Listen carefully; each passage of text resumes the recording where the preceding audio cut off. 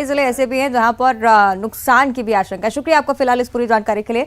आगे बढ़ते हैं। अब बारिश के बाद बात करेंगे मोबाइल मेडिकल यूनिट की। लोगों को इलाज किया जाता है इससे, लेकिन अब राज्य सरकार ने गौवंश के इलाज के लिए भी मोबाइल मेडिकल यूनिट की सेवा शुरू करने का फैसला कर लिया है।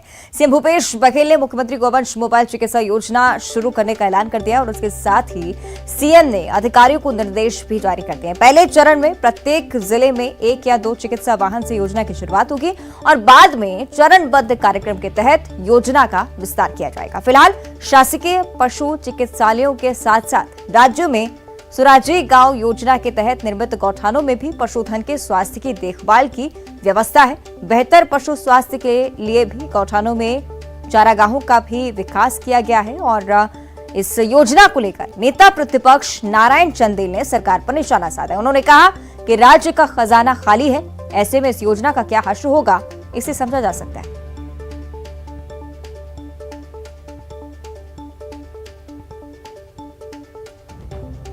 धन न्याय योजना शुरू करके मुख्यमंत्री श्री भूपेश बघेल ने यह स्पष्ट कर दिया कि इस देश में सबसे बड़ी गोरक्षक पार्टी कोई है तो वह कांग्रेस पार्टी है और सबसे बड़ा गोभक्त नेता कोई है तो वह है श्री भूपेश बघेल। और अब मुख्यमंत्री गोवंश मोबाइल चिकित्सा योजना शुरू करके श्री भूपेश बघेल ने यह स्पष्ट कर दिया, यह साबित कर दिया कि इस प्रदेश में, उनके राज्य में कोई भी गोवंश चिकित्सा से वंचित नहीं रहेगा, चाहे वो घायल अवस्था में रहे, चाहे बीमार अवस्था में रहेगा। मोबाइल में चिकित्सक जाएंगे, उसका इलाज करेंगे। मुख्यमंत्री और कांग्रेस सरकार का यह प्रयास सराहनीय है, अभिनंदनीय है, स्वागत योग्य है। योजना वो कुछ भी ले आए लेकिन उनके पास में बजट नहीं, उनका खजाना खाली है। योजना का क्रियान्वयन कैसे होगा? वो गौ माता की बहुत चिंता करते हैं, हर सरकार को चिंता करनी चाहिए, लेकिन सबसे पहले हम माननीय मुख्यमंत्री जी से कहना चाहते हैं और मैं सरकार के मंत्रियों को चुनौती देता हूं, मुख्यमंत्री जी को चुनौती देता हूं कि रोज हमारी गौ माताएं बड़े बड़े ट्रकों के चपेट में आ रही हैं, उनकी अकाल मृत्यु हो रही है। सरकार को इस बात की चिंता नहीं है। आपने गौठान बनाया, किसके लिए बनाया? गौठान में चारा नहीं है, पानी नहीं है, छाया नहीं है।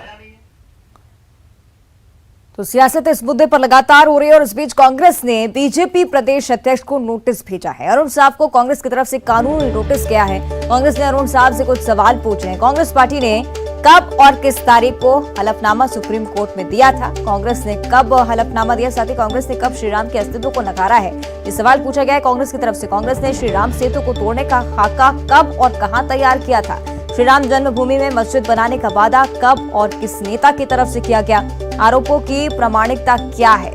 15 दिन में कांग्रेस ने नोटिस का जवाब भी मांगा है। जवाब नहीं देने पर मानहानि का दावा करेंगे, कांग्रेस की तरफ से कहा है।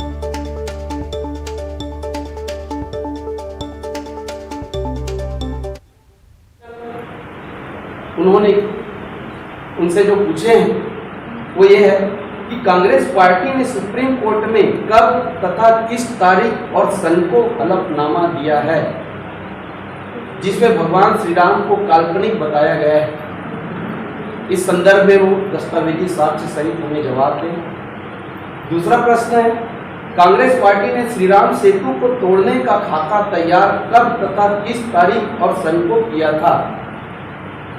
इस संदर्भ में भी दस्तावेजी साक्ष्य के रूप दस्तावेजी से उत्तर उनसे मांग की गई है।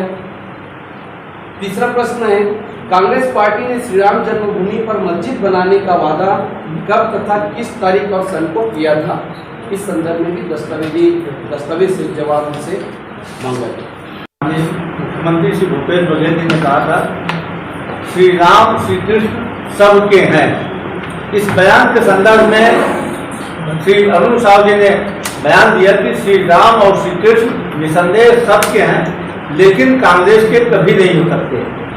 श्री साहब ने कहा कि मुख्यमंत्री को यह याद रखना चाहिए कि उनकी पार्टी ने ऊपरी अदालत में बकायदा हलफनामा देकर श्री राम को काल्पनिक बताया था।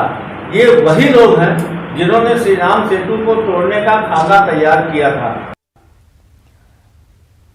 आगे बढ़ते हैं। रायपुर में संघ की समन्वय बैठक जारी है और ये बैठक आरएसएस प्रमुख मोहन भागवत की अध्यक्षता में हो रही है। बैठक में बीजेपी के राष्ट्रीय अध्यक्ष जेपी नड्डा भी शामिल हैं और ये अखिल भारतीय समन्वय की बैठक 3 दिनों तक चलेगी।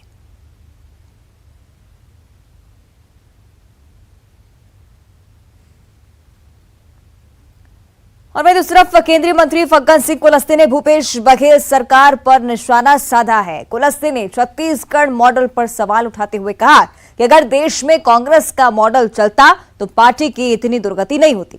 कुलस्ते ने ईडी की छापेमारी को लेकर भी कांग्रेस को घेरा है। कहा है कि जिन पर कार्रवाई हो रही है उनमें अधिकांश कांग्रेसी और उनके आसपास घूमने वाले लोग हैं। वहीं कांग्रेस ने पलटवार करते हुए कहा कि बीजेपी शासित प्रदेश भी छत्तीसगढ़ सरकार की योजनाओं की कॉपी कर रहे हैं।